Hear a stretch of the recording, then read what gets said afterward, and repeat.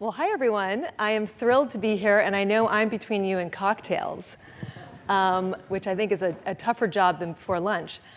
But anyway, Barbie has had quite a year. We have been on a transformative journey, and I'm thrilled to be able to share our story with you today. I'll start with a little bit about myself.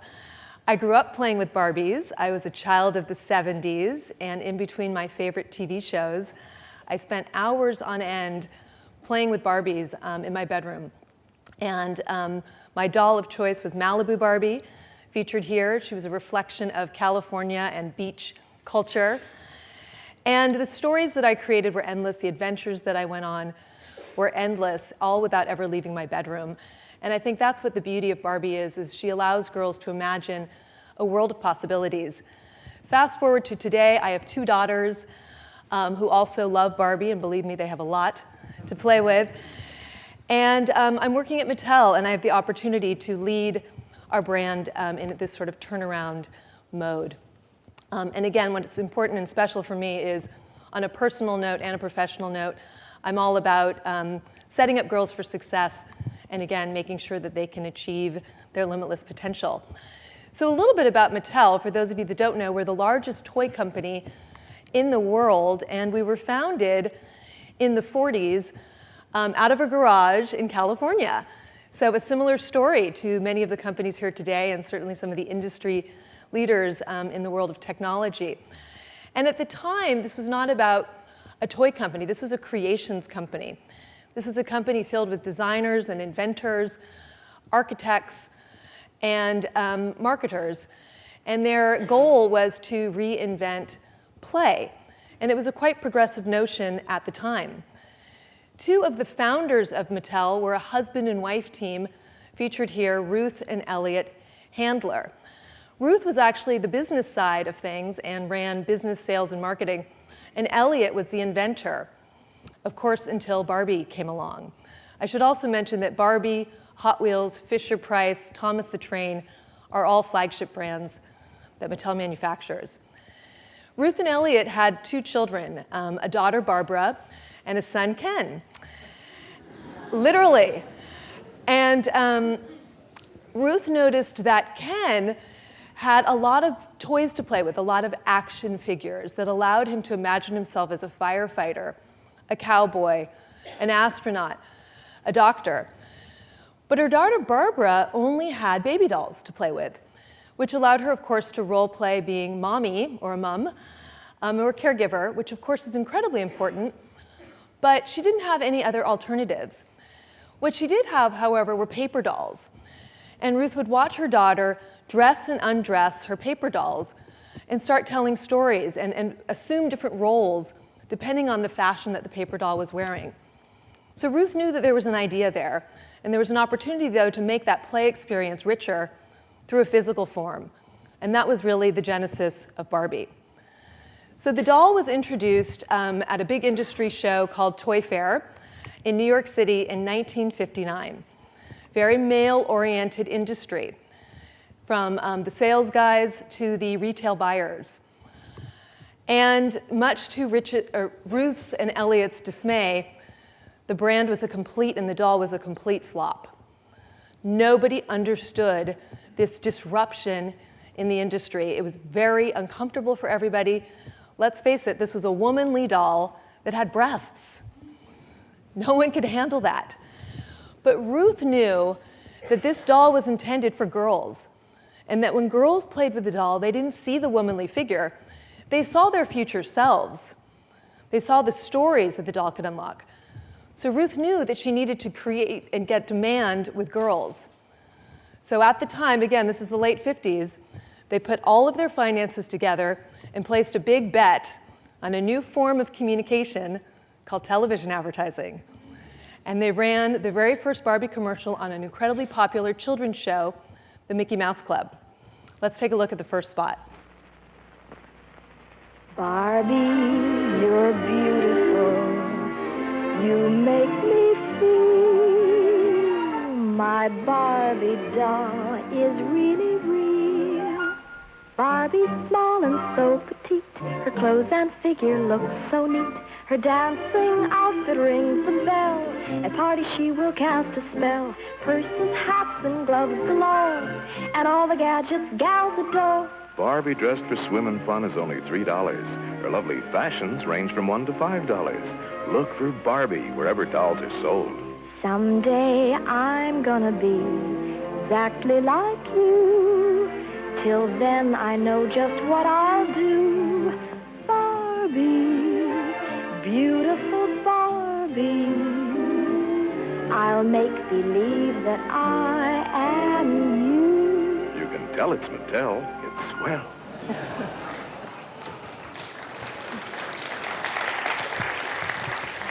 So you've got to love that commercial for so many reasons. But again, the commercial created a lightning rod, and the doll was in such demand, Mattel couldn't keep up with production. And again, this was all built on the fundamental philosophy that Ruth Handler had, that through Barbie, a girl could be anything she wanted to be. And what's exciting is that message and purpose still resonates today. Throughout the decades, the brand has been aspirational to girls. We were an astronaut before Sally Ride was an astronaut. Barbie ran for president in the 90s, long before Hillary ran. We're a muse to fashion designers from Armani to Oscar de la Renta. And we've been a confidant and best friend to generations of girls. All in, to date, Barbie's had over 180 careers, and more than 1 billion dolls have sold. So fantastic legacy to build upon with 57 years of history. However, which is why I'm here today, like any other 57-year-old brand, we've had our ups and our downs. And in recent years, we had a downturn. We lost our eye on the relevance of the brand. We lost a focus on our purpose. We were decentralized as an organization structure. And we're not keeping pace with the times and, frankly, not listening to this new generation of parents that are very opinionated about the brands that they buy for their children. While the brand was still resonant with girls, we had misjudged the importance that parents had in the purchase decision around the product. At the same time, we were putting out communication like this to girls, not to parents, that was perpetuating a sort of superficial image of the brand. We were promoting Barbie and all of her fabulous stuff, her over-the-top life. And as values have been shifting to focus more on purpose, this was a disconnect. So, no surprise, our business took a huge downward spiral. And up until last year, 2015, we had 10 quarters of decline. Now, this was also compounded by a little movie release called Frozen. You might have heard of it, that Mattel actually manufactured the dolls for, that took the world by storm and captured the hearts and minds of girls and moms. So that was also going on during this time period. But the good news was, we have a very passionate organization that is also committed to the benefits of this brand. We just knew we hadn't told the story very well. But we were ready to look to our past to inform our future and have Barbie born again. And the fundamental challenge we knew we had to address was we had to change the way the world was talking about Barbie by changing their perception of the brand. So again, in doing that, we went back to our past to inform our future. This was a brand and this was a company that was all about innovation and risk. Barbie was a disruptor. She created a new category of play at the time called fashion dolls. But frankly, in recent years, we had become a little risk averse, a little more conservative. So we knew we needed to, unearth that spirit again. We also, again, were founded against this amazing purpose to inspire and nurture the limitless potential in every girl. That was Ruth's vision right from the get-go. What a relevant message for today. We needed to communicate that more, and we needed to show demonstrably how the purpose would come through with product. And finally, Barbie had done a great job keeping pace with the times throughout the decades, but we had lost our connection to culture again more recently. So we needed a couple key partnerships and initiatives to reconnect and reclaim our relevance. So with those insights, we struck out on a journey, and I'm going to take you through 5 key actions that we took over this past year to change the conversation and turn around the trajectory of the brand. The first critical step we took was to add diversity into the line. Now, we introduced African American dolls in the 1960s, but we still hadn't kept pace with the amount of diversity and multiculturalism in the world around us. And we knew that girls and parents wanted to see a product line that was reflective of the world in which they lived in. So through some quick, rapid development, we introduced 23 new dolls with new skin colors, eye colors, hair fibers, and styles. And this was incredibly well received. We also knew that we needed to keep pace with technology, and connected play was becoming a huge trend. And you just heard from Martin the wonderful partnership we had with Pullstring, and we still have. One of the things, as you heard from Martin say, that girls have always wanted in their wish fulfillment of playing with Barbie is for her to talk back to them, to have a conversation. So again, through amazing technology with Pullstring, we were able to truly bring Barbie to life. We were also able to give her a more intelligent perception, which was important. Certainly, Barbie should have a brain. And then again, as you heard from Martin, we followed that up this year by evolving an iconic item in the line called our Dream House and turning it into a smart house with voice-activated technology so girls could emulate what they were seeing in some of their own homes. And through voice command, open a door, turn on a light, and of course, because it is Barbie and there's some fun, they could even turn their staircase into a slide. This item has just hit, and it's doing incredibly well. It's going to be one of our best sellers for the holiday season. So this connection to technology started to also help us regain our relevance and show that we are a 21st century brand. And then finally, as I mentioned, Barbie has had over 180 careers, and in her own self is a great role model. But we also knew there was an opportunity to attach to real-life role models and to amplify the great work that these women are doing and showcase the boundaries that they're breaking. So through a series of partnerships in a program that we call Sheroes, we celebrated various women around the world doing amazing things. We created one-of-a-kind dolls, and in some instances where there was so much demand, we went into production with this product. Not only has the earned media that we've received been tremendous and very positive, but we've also had a nice business also as a result of this. So these 3 bold moves that all took place towards the end of last year helped us build momentum, start to shift the conversation that the world was having around Barbie as we got ready to launch our biggest communications campaign ever. The challenge with children's brands and Barbie is that, of course, we have 2 consumer targets. So when you think about your marketing mix, you're always targeting 2 different consumers: the girls that play with the toys and the parents who are the gatekeepers and buy the toys. And as I mentioned earlier, much of our communication efforts over the past years have been focused just on girls.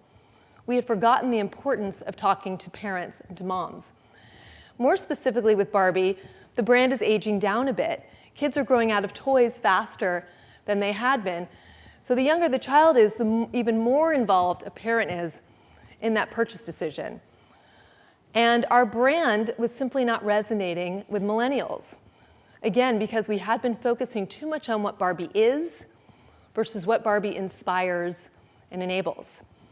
So we shifted our strategies. We worked very closely with the brilliant BBDO agency based out of San Francisco. And we built a campaign around the timeless message of, you can be anything. We launched with a brand film that not only is poignant, but endearing, and it turned into a viral sensation.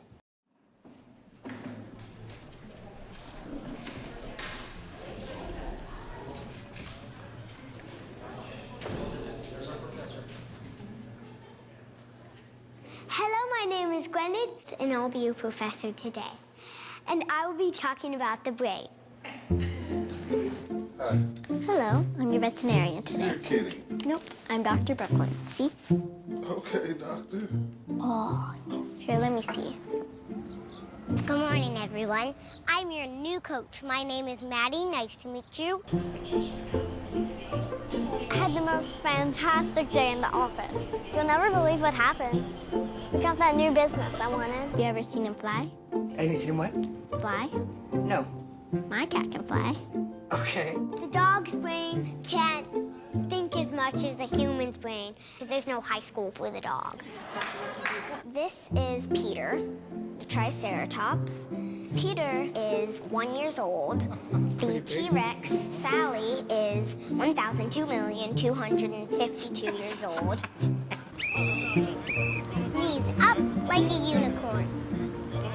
Higher, higher. I've been to New York, Transylvania, Pennsylvania. We can think and do lots of stuff with our brain. Now, does anybody know how big the brain is? Anybody? Sophia. It is medium. Medium? Very good.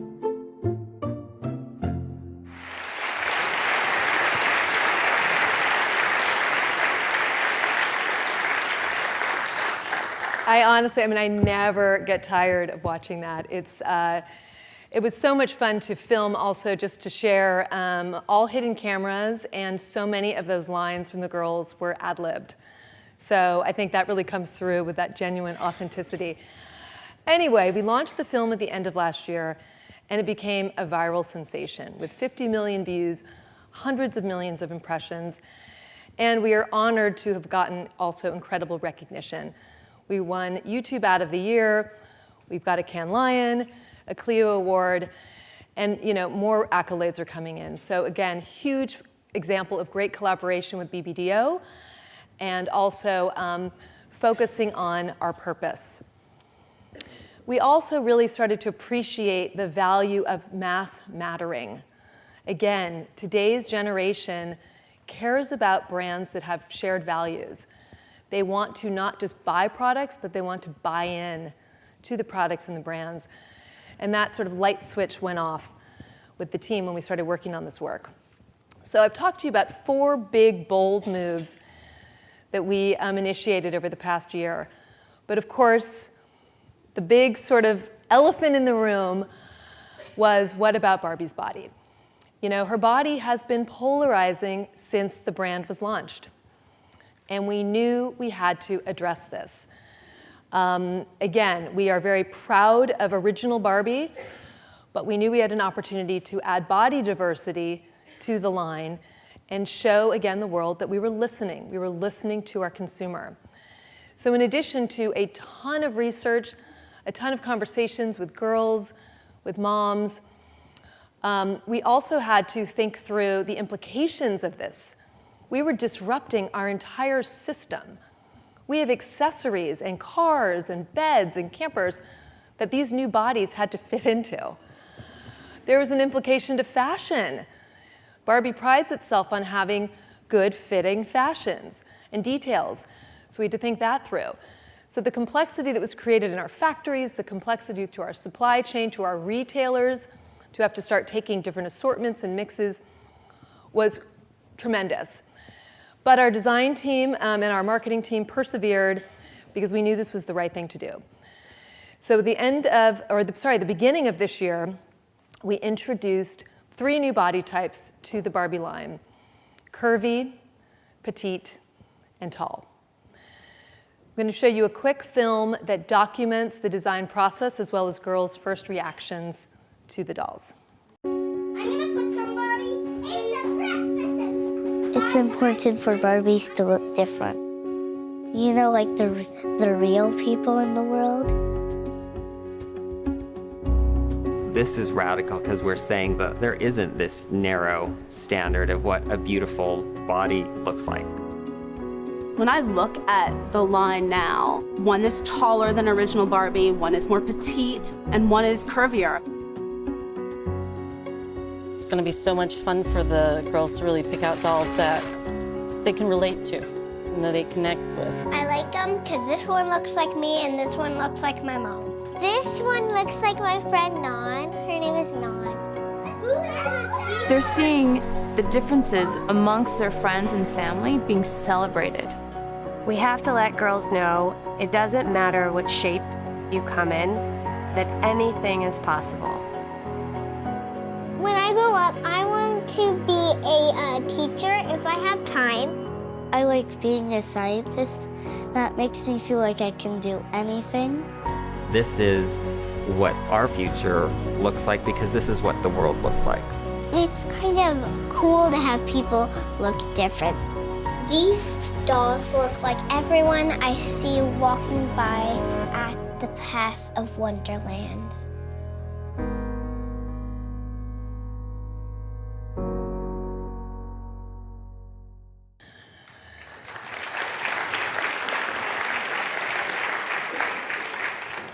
So, needless to say, this generated quite a conversation.